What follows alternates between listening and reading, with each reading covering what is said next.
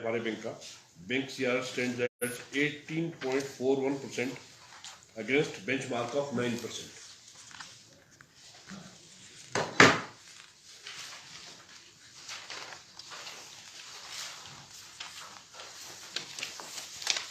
ये future plan के बारे में हिंदी साहब जी सर। तो जैसा कि चेयरमैन साहब ने आपको बताया कि जो लास्ट फाइनेंशियल ईयर रहा है हमारे लिए वो काफ़ी ज़्यादा ओवरवेलमिंग हमारे लिए रिजल्ट रहे हैं और कोविड की स्थिति से उभरने के बाद भी बैंक ने काफ़ी अच्छा परफॉर्म किया है और जो बिजनेस पैरामीटर में हमारी ग्रोथ है वो स्टेट में हाईएस्ट हम कह सकते हैं कि हम बाकी बैंकों के मुकाबले भी काफ़ी अच्छे हैं। हो सकता है कि कोई पब्लिक सेक्टर बैंक ही हो इक्का दुक्का, क्योंकि अभी सबके फिगर्स 31 मार्च के जब आएंगे SLDC में, परंतु फिर भी जो एक ट्रेंड रहता है कि जनरल एक ट्रेंड रहता है कि 10% जो है ग्रोथ बिजनेस में होती है, परंतु उसके मुकाबले हमने लॉन्स में तो करीब 20% से भी जो है ऊपर ग्रोथ की है।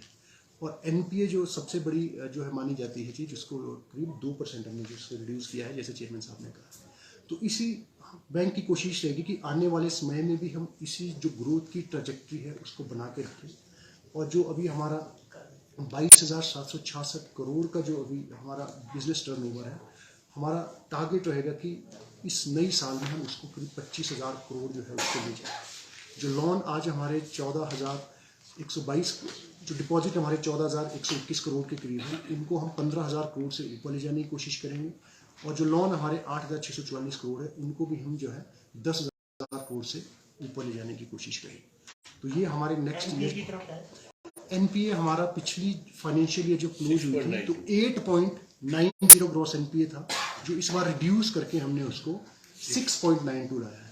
तो लिटरली हमने इसमें 2% जो रिडक्शन एक साल में NPA में की है, तो ये काफ़ी अच्छी अचीवमेंट बैंक के लिए है कि खासकर रिकवरी फ्रंट पे जो बैंक ने काम किया है। आपके कोरोना काल में जब था तो NPA कितने अकाउंट हैं? ये NPA आपको जो स्थिति सामने दिख रही है हमारी, ये हमने 2019 से लेके हमने इसमें ट्रेंड दिखाया है NPA परसेंटेज का।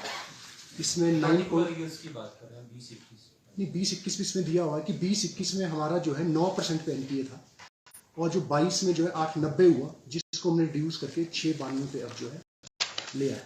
परंतु कोरोना काल में हमारे NPA ज़्यादा जो है नहीं हुए, क्योंकि जनरली हमारे जो बैंक का एक्सपोजर है वी आर प्रिडोमिनेटली एग्रीकल्चर हम लैंडिंग करते हैं।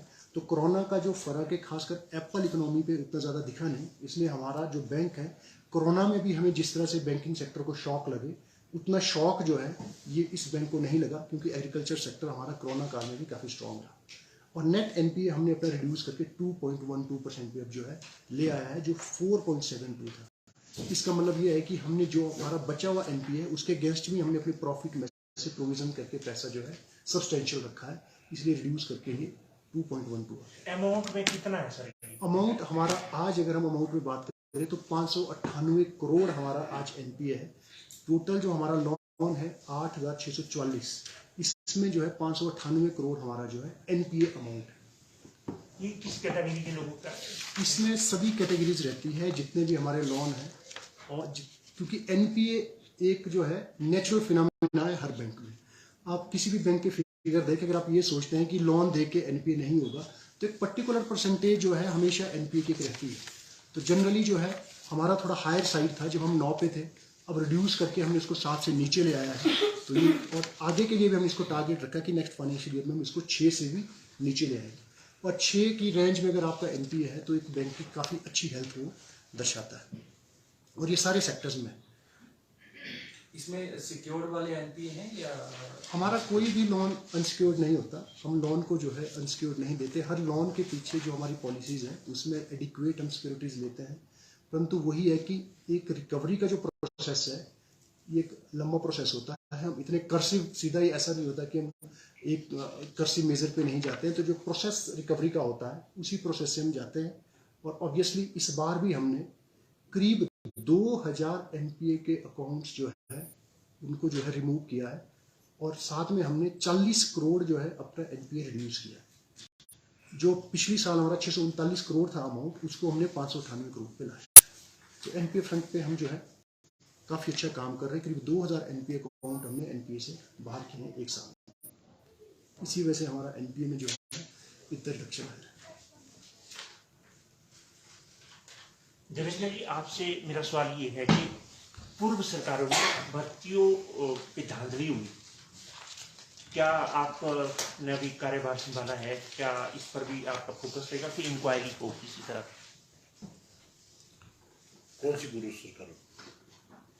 हर्ष महाजन के वक्त आरोप लगे, 5 साल में बीजेपी की सरकार रही है। उन्होंने तो किया नहीं, उन्होंने आप तभी तो नहीं, कोशिश तो की होगी, पर जब मिला कुछ नहीं होगा तो ऐसा मैं समझता हूँ कि नहीं, आरोप लगना एक दूसरी बात है, पर उसको सही ठहराना।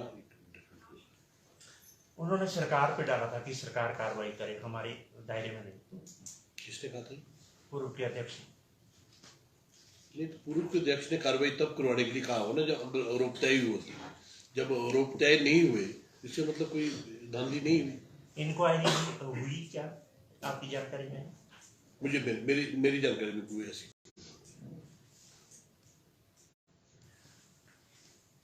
कुछ समय से ब्रांचेज नहीं खुली हैं बैंकों की, तो आने वाले टाइम में क्या कुछ ऐसा है? हम जो है इसमें मैं ये कहना चाहूँगा कि आरबीआई का जो एक पैरामीटर होता है ब्रांचेज खोलने का, उसमें 7% एनपीए, आपका ग्रॉस एनपीए 7% से नीचे होना चाहिए। तो ये एक ऐसा पैरामीटर था कि जिसको बैंक जो है फुलफिल नहीं कर पा रहा था। तो अब जो है वो पैरामीटर भी हमने फुलफिल कर दिया है, हमने ऑल पैरामीटर्स अब फुलफिल कर दिए हैं। तो आई होप कि अब आरबीआई को जब हम प्रपोजल भेजेंगे तो आरबीआई जो है हमें ब्रांचेस की परमिशन देगा।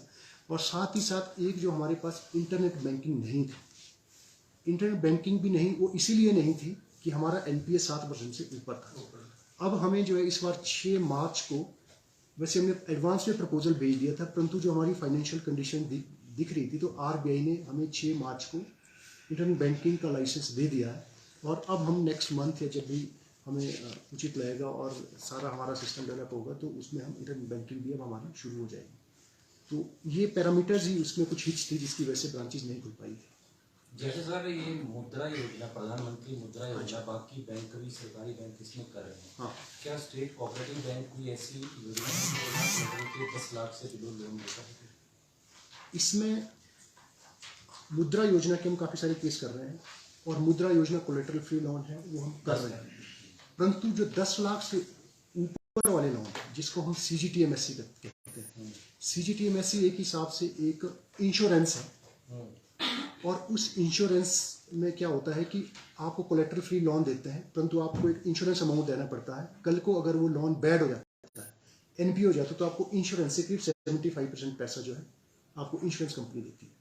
तो अभी जो गवर्नमेंट ऑफ इंडिया और आरबीआई की जो इंस्ट्रक्शन है CGTMSE को लेकर, उसमें कोऑपरेटिव बैंक्स जो है कवर नहीं है। अब जो है मिनिस्ट्री ऑफ कॉर्पोरेशन ने ये कहा है कि अब CGTMSE हम जो है कोऑपरेटिव बैंक्स में लाएंगे, परंतु उसके बावजूद भी हमारे पास CGTMSE नहीं था। फिर भी जो है हम प्रेफर्ड चॉइस है लोगों के। अगर आप हमारी मुख्यमंत्री स्वावलंबन योजना, प्रधानमंत्री PMEGP योजना देखें, उनमें हम जो है दूसरे और तीसरे नंबर के सबसे बड़े प्लेयर्स हैं जो सबसे ज़्यादा केसेस हिमाचल में करते हैं। कि अगर हम भले ही कोलेटरल फ्री लोन जो है 10 लाख तक के नहीं दे पा रहे हैं, फिर भी लोग सबसे पहले कोऑपरेटिव बैंकों ही के पास ही आते हैं। We are preferred choice. परंतु क्योंकि सवाल पूछने का मतलब ये था, किसी के पास कोलेटरल नहीं है, हाँ, वो 10 लाख रुपए उसको लोन चाहिए, हाँ, तो क्या आप उसको देंगे? ऑब्वियसली क्योंकि हम CGTMSE में भी कवर नहीं है तो हम नहीं देंगे, क्योंकि बैड लोन हम जो है नहीं दे सकते हम, क्योंकि जो हमारी पॉलिसीज है जिसमें कोलेटरल आना था तो डेफिनेटली उसमें कोलेटरल चाहिए। परंतु जैसे ही सारा कोऑपरेटिव सेक्टर इसमें कवर हो जाएगा तो हम भी CGTMSE में कवर डेफिनेटली, क्योंकि मिनिस्ट्री ऑफ कॉर्पोरेशन के थ्रू पूरे इंडिया के कोऑपरेटिव बैंक्स जो है इसके लिए काफ़ी ज़्यादा जो है स्ट्रेस कर रहे हैं कि हमारे लिए भी जो है जिस तरह बाकी बैंक्स के लिए रिलैक्स नॉर्म में जो है CGTMSE हुआ है, हमें भी होगा तो डेफिनेटली करेंगे। हमारे लिए तो और बेहतर है कि हम लोगों को कोलेटरल फ्री लोन दे पाएँ। बैंक तो चाहता है कि इस तरह की फैसिलिटी हो।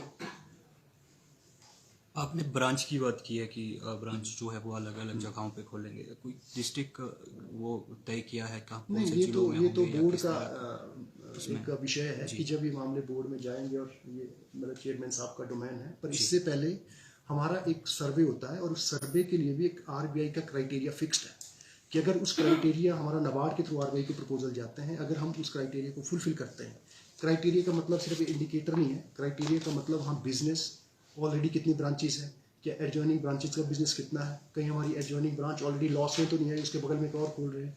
तो काफ़ी सारा एक एग्जॉस्टिव इसका सिस्टम होता है, तो जिसमें जो क्वालिफाइड ब्रांचेस करती है उनमें से फिर फर्दर जो है खोलने की परमिशन मिलती है।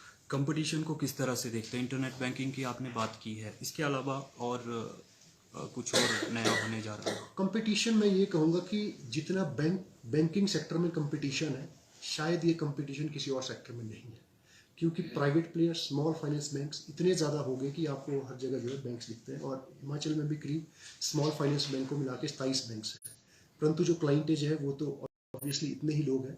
तो आज जो है बिजनेस को रिटेन करना ही अपने आप में एक बहुत बड़ा एक चैलेंज है, और नए बिजनेस को भी साथ में अपने क्रिएट करना है।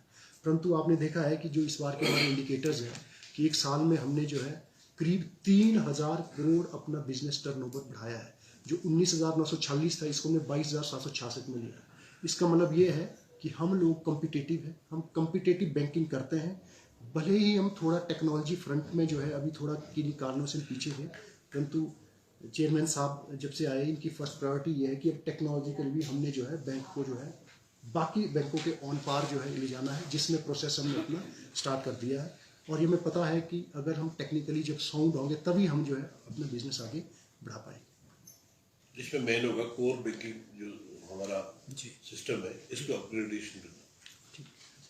जो हमारा कोर बैंकिंग सिस्टम जो बहुत पुराना है, हम इसको अपग्रेड करेंगे तो इसमें तो हम लेटेस्ट वर्जन्स पे जाएंगे, लेटेस्ट अवेलेबल टेक्नोलॉजी जो बैंकिंग सेक्टर में है उसको हम जो है अडॉप्ट करेंगे।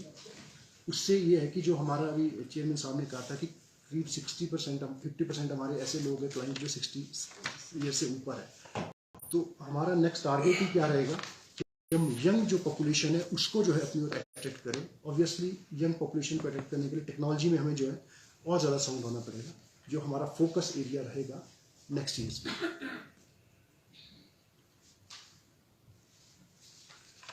ब्रांच खुलेंगी तो नेचुरली भर्तियां भी होंगी, तो बड़ा एक रोजगार का माध्यम भी बैंक का बनने जा रहा है। आप किस तरह से देखते हैं, क्योंकि अब आप चेयरमैन हैं, आप सारी संभावनाएं आगे की किस तरह से आप देखते हैं? भर्तियां होंगी, नई शाखाएं खुलेंगी? ये तो रूटीन प्रोसेस है ना, भर्तियां होंगी तो नई शाखा खुलेगी जी, लोग भी रिटायर होंगे तो उनकी जगह हमें नए भर्ती करने ही पड़ेंगे। It is a routine process, her department में जी, बैंक अकेला नहीं है इसके लिए। जी। और अच्छा है कि भाई लोगों को रोजगार मिले। जी,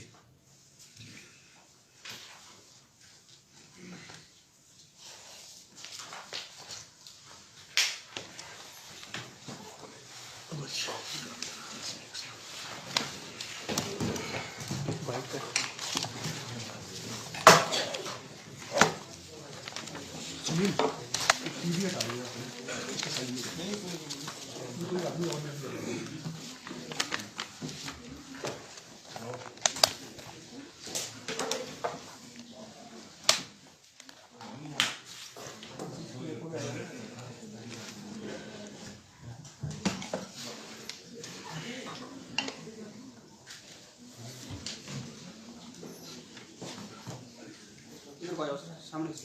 तैयारी आपसे पहले मैं पूछूंगा, आप रिकॉर्ड डाउन कर रहे हैं।